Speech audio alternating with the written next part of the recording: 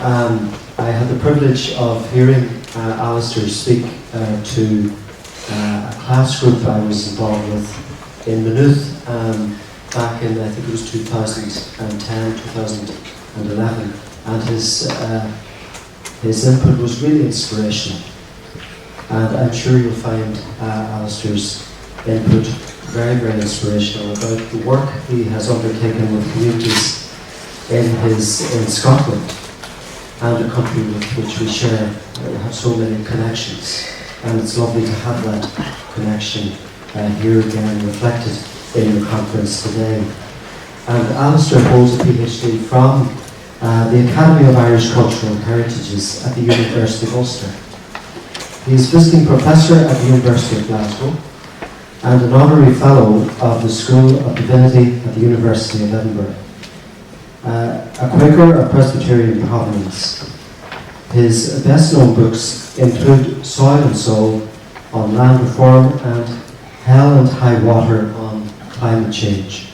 All of these are very relevant themes, and I'm pleased to say I have a copy of Alaistair's book, Soil and Soul. So I'm looking forward to chairing this session, and I'd like you now to welcome Alaistair.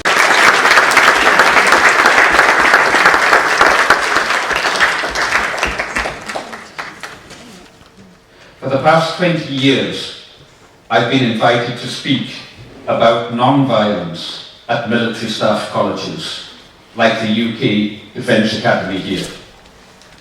And I'm happy to say that my airfare over here just now was paid for by the Irish Army.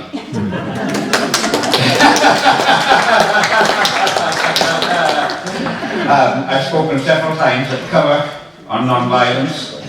Of course, the Irish Defence Force is primarily oriented towards peacekeeping work in the Lebanon and in Syria.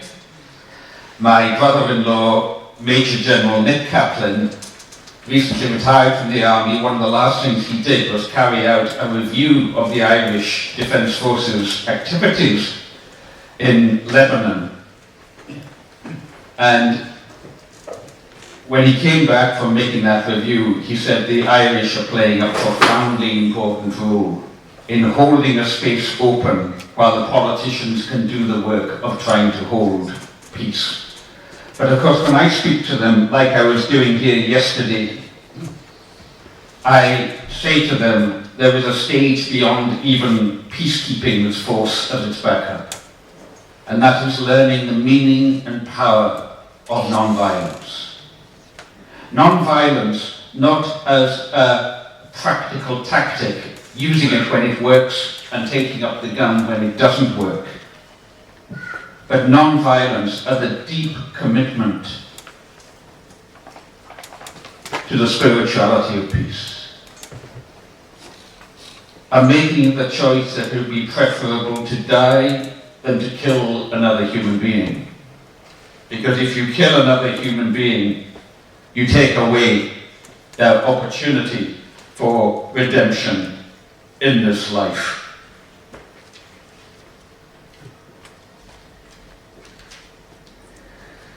And so I say to the Irish Army, and indeed to the British Army or the French, where I was at the end of last year, I say to them, we have now in this world patterns and examples of non-violence.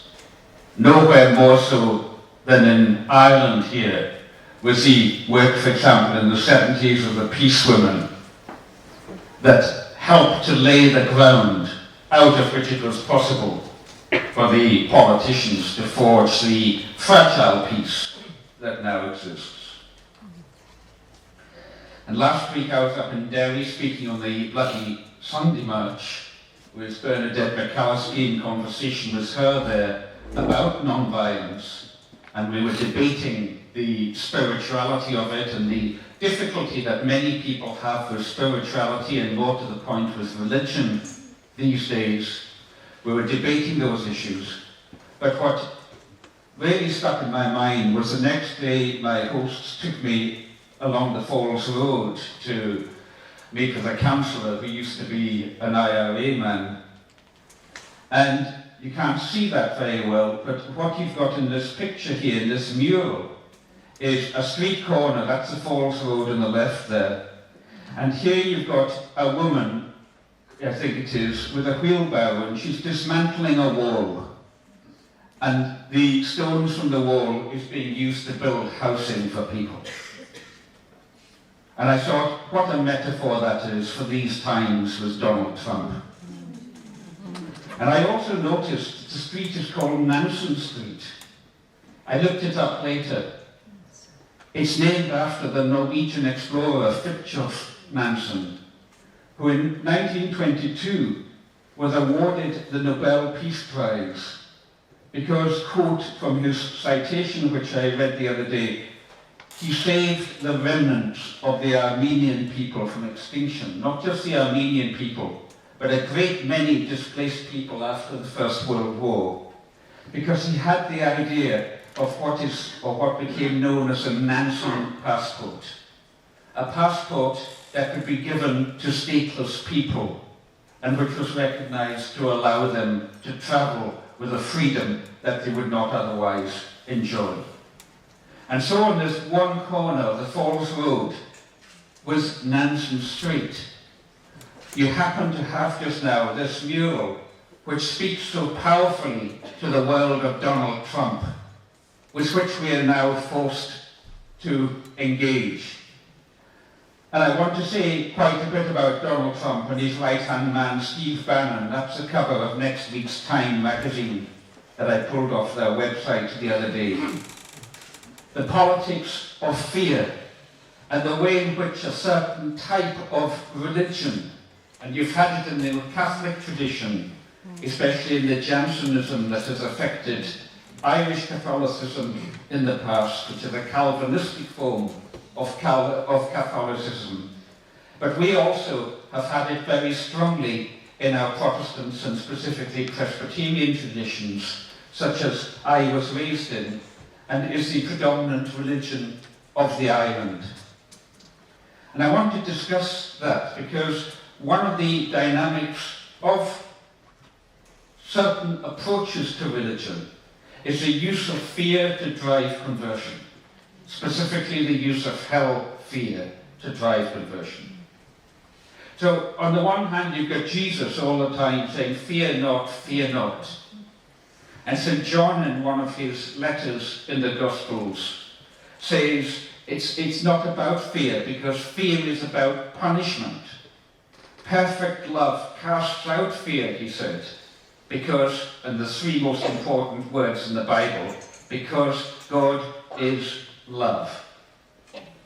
But on the other hand, when religion gets into human hands, into patriarchal hands, and the power trip kicks in with all the abuse in the background that you know so much about in Ireland, then fear becomes the driver. Or fear becomes politicized. As I put it, religion, whether it's Catholicism or Protestantism or Wahhabist Islam in Saudi Arabia, religion becomes weaponized by the violent men of violent times, of violent religion, of violent men of violent times. And that is why, in my view, if we're going to practice non-violence, we can only go deep with that if it is grounded in a spirituality that knows that our outward lives of flesh and blood are the lesser part of us. The greater part is a part that can never be killed, the soul. But in order to reconnect with the soul, we must yet again keep reforming our religion. One of the great insights of the Protestant tradition is sometimes expressed in the Latin word semper reformanda, which is shorthand for saying that the Reformed Church is a church that must always be reforming itself.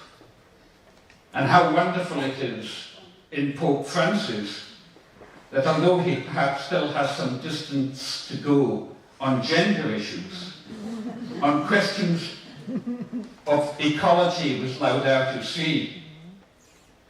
And on questions of violence and non-violence was his incredible New Year missive moving into. And what's so disturbing about this work is that this man, Donald Trump, uses religion to legitimize hateful policies. And he got into power through stirring up hateful policies about refugees, about migrants, about people whose skin colours are not his own. And what disturbs me particularly is that his mother is from the Isle of Lewis, for instance. And so I want to say a little bit about that. He'll often use his mother's Bible. I think he used that for swearing his oath on. I want to say a little about it, because you can't really see her there. She was a bonny lass, but his mother was from Tann, just north of Stornoway on the Isle of Lewis here. I grew up in the village of Logos, where my father was a doctor in this area here. She emigrated to New York in 1930, but I want us to understand the deep psychological history of this, the psychological history, the psycho history of what's going on. Because she emigrated in 1930. The social background is that that's a picture on Stornoway Harbour of them seeing off how many people, 260 young people from the island who sailed on the Metagama in 1923. In that year, another 800 left. They were mainly young men. There were 5 to 1 young men to women. That means in 1 year, 1,000 young men left an island of just 30,000 people. Why was that happening? Well, you can maybe guess because you're Irish, because you had the same drivers of emigration happening here. If you Google Isle of Lewis, emigration, the first 3 pictures that come up are the Metagama here, a black house, a traditional thatched house, and Donald Trump with his Hebridean relatives outside their house at 5 Town here. Now that house has been rebuilt since, but when Mary Ann Trump was a girl, it would have been a black house. And so the joke going around Stornoway just now is that Donald Trump has sprung from the loins of an island woman, and he has moved, you can see it coming already, he has moved from the black house to the white house. And you know, they would be so proud of him, were it not that his values are so against the island values, that there was even a free church minister, a Presbyterian conservative minister from his area on the TV the other day saying, you know, this is just not our way. This is not our way at all. It's an embarrassment, but there we are. So there we are. He says, I like it. I feel very comfortable here. I think I do feel Scottish. But he stayed exactly 98 seconds inside the house. Because all he wanted was a protocol to get elected. Now, here's a bit that you will connect with as Irish people. Because it was not taught to us in our British history, as indeed it was probably only since you became independent that it started to be taught to you in your Irish history, that our people suffered brutally from the colonisation that is landlordism in the past. Here's Donald Trump's family tree. Mary Ann MacLeod on the one hand, Frederick Christ Trump on the other hand, a man who was arrested at a Ku Klux Klan rally at one point. I'm going to leave aside his father's lineage. I'm interested in his mother's lineage. You'll notice that it's her that he's always mentioning. He often says he gets his religion from his mother. On his mother's side, Malcolm MacLeod, Mary Smith, married in Back Free Church on the Isle of Lewis. And on the maternal grandparents' side, all 4 lines of the family here were forced off the land by landlordism. They were cleared in what we call the Highland clearances and pushed onto land that was not enough to make a comfortable living. These are the drivers of emigration in that time. You go to these places now and you'll see the Fiannagan, the lazy beds as we call them, on the land where people were cleared off. You'll see the ruins of houses where once families played and children lived.